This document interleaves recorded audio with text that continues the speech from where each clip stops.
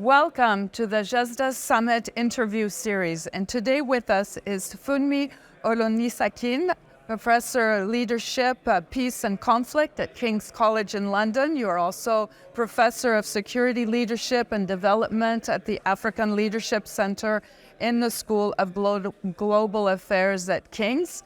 And Dingli Shen, Professor of International Relations at Fudan University and former Executive Dean at the university's Institute of International Studies. So you both participated in a session called Anticipating the Future of Peace and War. It's a very timely subject, unfortunately. Is it really possible to anticipate the future of peace and war? Yeah, I think in a lot of ways it's possible to anticipate, not predict, but to anticipate through focusing our own research methodologies and our own questioning around particular things that we see patterns of today. But for me in particular, I think it's not just about looking at how the environment is changing or systems and people are changing, or systems are changing, but about people. I think there's a lot. I argue in my work that there's a lot we can do to anticipate the future, particularly on questions of peace and war, by looking at generations ahead. And what do I mean by generations ahead? I'm not talking about unborn generations. I'm talking about generations that are here today, that are not at the core of our governance systems, because they're only just still emerging in their own adult life and society. Generation Z is an example, that it is possible to look at how they engage society today in order to begin to anticipate what kinds of ways we might think about governance differently in the future. So people and the science, if I may just add to that, we talked in this summit already about the role of technology in helping us anticipate the future of peace and war. Technology is one thing, but people is a big part of that, is a point that's important. Yes. Professor Shen, how can new methodologies for anticipation and peace and security be developed? And can you give us some concrete example? We try. For instance, there is a big question. Why is the spread of nuclear weapon, the accessibility of high technology for weapon, would make the world more peaceful or unpeaceful? Methodologically, some people think more nuclear weapon state we have, the world would become more unpeaceful. For instance, if DPRK would have a nuclear weapon, if Pakistan would have a nuclear weapon, if Hamas would have a nuclear weapon, the world would be less peaceful. So the methodology is called non-proliferation of nuclear weapon, to deny the technology, to make them not too transferable to country or organization that do not have nuclear weapon yet, to make them forever inaccessible to such a weapon. This is the realism. No technology, no harm. But for those we call the have-nots, they would ask, why you guys, America, China, Russia, you have a nuclear weapon. Do you make the world more peaceful? For instance, Ukraine abandoned the nuclear weapon.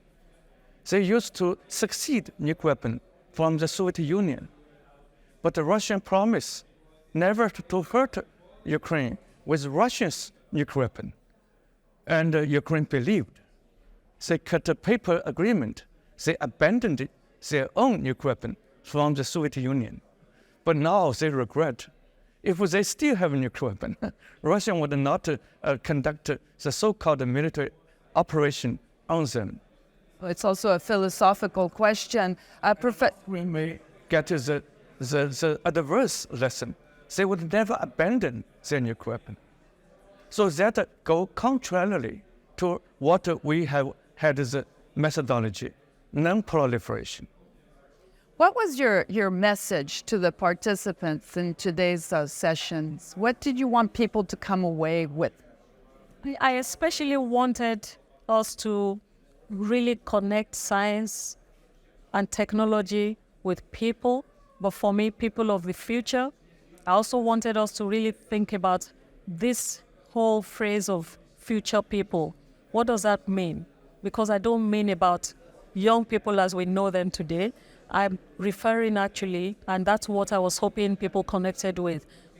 I'm referring to people who are likely to govern the future in 2050. You may then say, how do we find them and how do we follow them?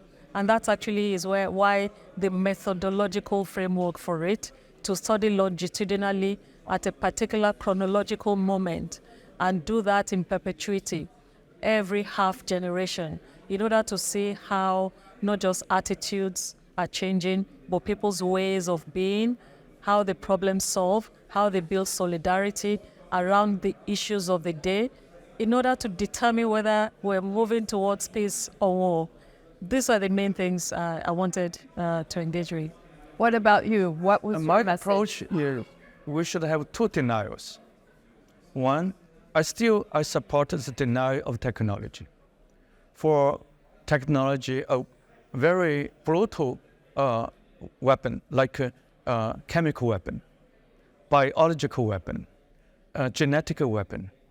Well, of course, we should deny the spread of technology. But the more important than this is denial with intention. Why some countries would have intent? Because they want to be greater. They want to deter others. Or they want to be aggressive. Can we build a world in which a new kind of international security order would govern, in which all partners would feel secure? Not only Russia feels secure, Ukraine also feels secure. Not because Ukraine possibly joining NATO becomes secure, Russia feels lonely. Not because Israel would grab lots of land beyond what has been given by the United Nations in 1940. But also those Palestinian people, they have lost some land, would still have a sense of security. So we should build a system. We need the UN, we need some regional security organization, like in Europe, when Soviet security system, Warsaw Pact, and NATO were competing in kind of a negative term, a kind of a pan-European system, European Security and Confidence Conference was created that offers both Soviet bloc nation and the Western European nations kind of security. This is something that we need to build. National security, bilateral security, regional security, global security, in which all competing countries would have a sense of security. This is something we do not have. So US would attack Iraq. That makes many countries feel insecure. And Russia would conduct a special operation, quote unquote, on Ukraine. That makes the EU country, NATO country feel insecure. So if a major country with nuclear weapon like Russia and the US would be humble, resolving their own lack of security, but without hurting others' legitimate security, the world would be more secure. And I think this is something we need to address beyond the technology. I thank you both. I think you have given us a lot of food for thoughts. Thank you both for talking with us today. Thank you. Thank you.